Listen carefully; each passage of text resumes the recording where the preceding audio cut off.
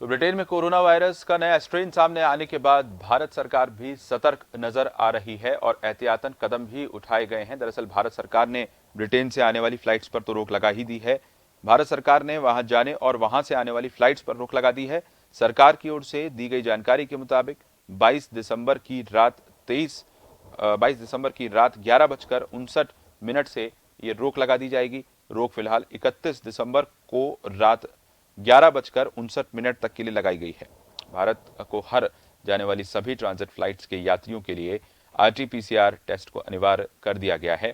दक्षिण इंग्लैंड में corona virus का नया स्ट्रेन सामने आने के बाद यूरोपीय संघ के कई देशों ने ब्रिटेन से आने वाली उड़ानों पर रोक लगा दी है ताकि वायरस का नया रूप उनके देशों में नहीं पहुंचे, जबकि कई अन्य देश ऐसे ही प्रतिबंधों को लेकर विचार कर रहे हैं। France, Germany, Netherlands, Belgium, Romania, Turkey और इटली ने ब्रिटेन की यात्रा पर रोक लगाने का ऐलान कर दिया है। इनके अलावा Colombia, Chile, Canada, Kuwait, Saudi Arab सहित कई अन्य देशों ने भी फ्लाइट्स पर रोक लगा दी है।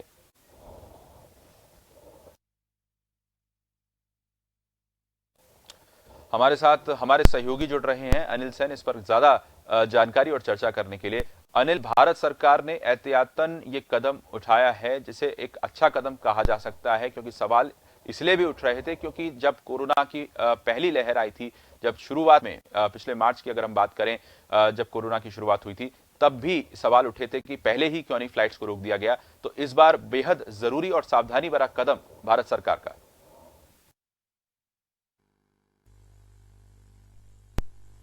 देखिए, बिल्कुल, और ये कदम कहीं ना कहीं कारगर भी साबित होगा। कल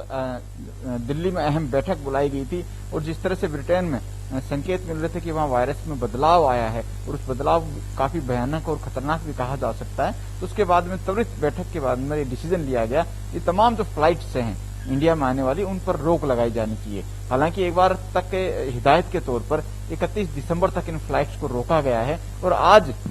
देर रात जो 12 बजे तक जो फ्लाइट्स आएंगी उनके लिए भी कहा गया है कि जो भी यात्री इंडिया में पहुंच रहे हैं उनकी जांच होनी है। RT-PCR जांच के निर्देश वहां पर दिए गए हैं और साथ ही साथ ये भी हिदायत दी गई है कि कोई भी यात्री अगर उनकी रिपोर्ट नेगेटिव भी आती है तो वो 7 दिन से पहले घर से बाहर नहीं निकलेंगे। यानी होम आइसोलेशन की सख्त पालना जो है उन तमाम यात्रियों को जो है वो वहां पर करनी पड़ेगी। आशीष, कदम सटीक कहा जा सकता है क्योंकि अगर फिलहाल लापरवाही यहाँ पर बरती जाती है, क्योंकि राजस्थान हो या पूरे देश भर की अगर बात कर ली जाए, कोरोना फैल जरूर रहा है इंडिया के अंदर, लेकिन स्थितियां अभी बेकाबू वाली नहीं है। लगातार चाहे मोर्टेलिटी के आंकड़े देख लें या फिर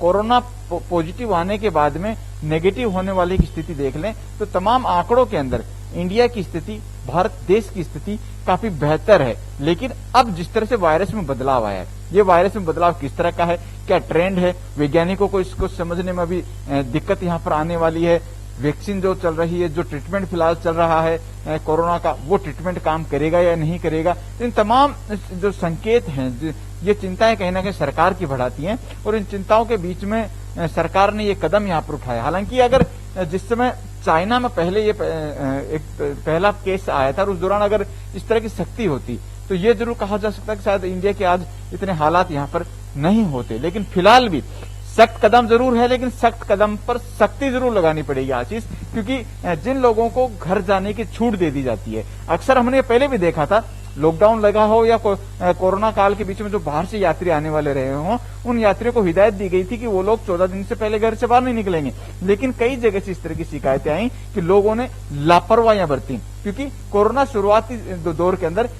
राजस्थान हो या अन्य शहरों, बड़े शहरों, सिटी के अंदर जो था वो ज्यादा पॉजिटिव आंकड़े आते हुए देखे गए थे। लेकिन जब से प्रवासी वापस भारत लौटे थे उसके बाद से जो आंकड़े रहे, जो फैलाव कहीं ना कहीं रहा, जो कोरोना संक्रमण की जो गति बढ़ी थी, ग्रामीण क्षेत्र में जो कोरोना घुसा था वो प्रवासियों के वापस लौटने के बाद में था, क्योंकि प्रवासियों की वहां जांच भी की गई थी, जहां पर हमने देखा कि उन लोगों को हिदायत दी गई, लेकिन उस हिदायत का, उस सख्ती से पालना नहीं हो पाई और यही वजह रही कि गांव तक, ढाणी तक जो था ये कोरोना उसने दस्तक दी, प्रवासियों के माध्यम से वो ज्यादा फैला और वो कहीं ना कहीं सरकार की चिंता बढ़ाने वाला भी रहा। ऐसे में सरकार को इस हिदायत के साथ में, सख्ती के साथ में ये जो निर्देश जारी किए गए हैं, इनकी पालना सख्त रूप से कैसे हो, पॉइंट टू पॉइंट जिस तरह से निर्देश दिए गए हैं उनकी पालना उसी के अनुरूप हो। अधिकारियों को निर्देशित किया जाए, या फिर तमाम वो जो यात्री बाहर से आ रहे हैं क्यों ना उनको 10 दिन के लिए होटल्स वगैरह में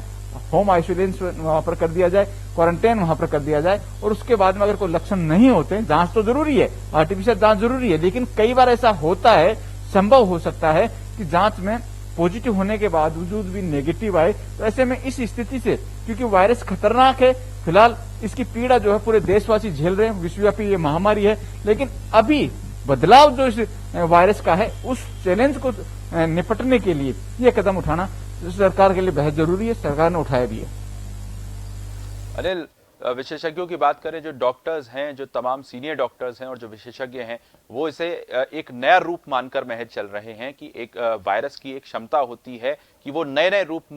में सामने आ सकता है आने वाले समय में, और ऐसा ही हुआ है। यानी कि विशेषज्ञ इसको एक साधारण चीज मान के चल रहे हैं। हालांकि अभी इस पर रिसर्च होना बाकी है अनिल, कि इस वायरस का खतरा कितना ज्यादा हो सकता है, क्योंकि अभी तक तो यही सामने आया है कि इसकी जो फैलाव की क्षमता है वो पहले वाले स्ट्रेन से कहीं ज्यादा है। वहीं स्वास्थ्य मंत्री डॉक्टर हर्षवर्धन ने भी अनिल ये कहा था कि घबराने की जरूरत नहीं है किसी भी तरह की। भारत ने पहले से ही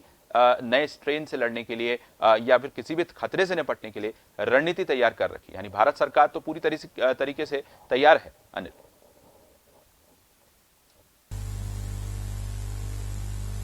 देखिए आशीष, तैयार जरूर है, तैयारी भी है, लेकिन बड़ा संकट नहीं हो जाए, क्योंकि फिलहाल की जो स्थितियां हैं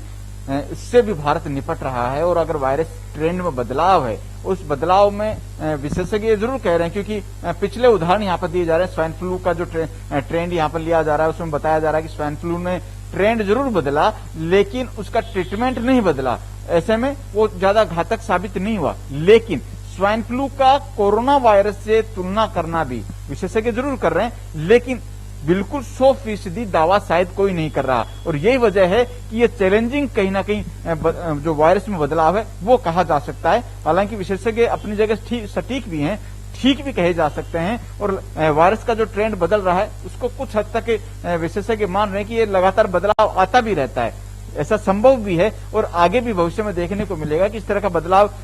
जो कोरोना वायरस है उसके सिम्टम्स में आते रहेंगे। लेकिन ये चैलेंजिंग वाला ज्यादा कहा जा सकता है, क्योंकि फिलहाल कोरोना की ही जो मौजूदा स्थितियां हैं उसकी वैक्सीन नहीं आई है। तो ऐसे में जो ट्रेंड बदल रहा है उसकी वैक्सीन कब तक बनेगी, और उसमें कितना ट्रेंड बदला है, कितना घातक है या नहीं है, ये चीजें अभी तक विशेषज्ञों के हाथ में नहीं है, क्योंकि मौजूदा स्थितियों से निपटने के लिए भी कोई हथियार जो है वो किसी के पास में नहीं है। और यही वजह है कि आज जिस तरह से मार्केट गिरा है, कल हमने जो स्थितियां देखी, लगातार मार्केट जो था अप्रैल महीने में जो कोरोना ने जब दस्तक दी थी और लॉकडाउन लगा था, उस दौरान धड़ाम से गिरा था, और वही स्थितियां कल भी देखने को मिली। आज भी लगता है कि मार्केट जो है स्थिर रहने वाला नहीं है। विशेषज्ञों ने तो यहां तक कहा है कि ये मार्केट की जो स्थितियां हैं आगामी 10 दिन तक इसी तरह की रहने वाली हैं, और संभव है कि अगर स्थितियां गंभीर रही तो मार्केट और भी धड़ाम और भी गिर सकता है।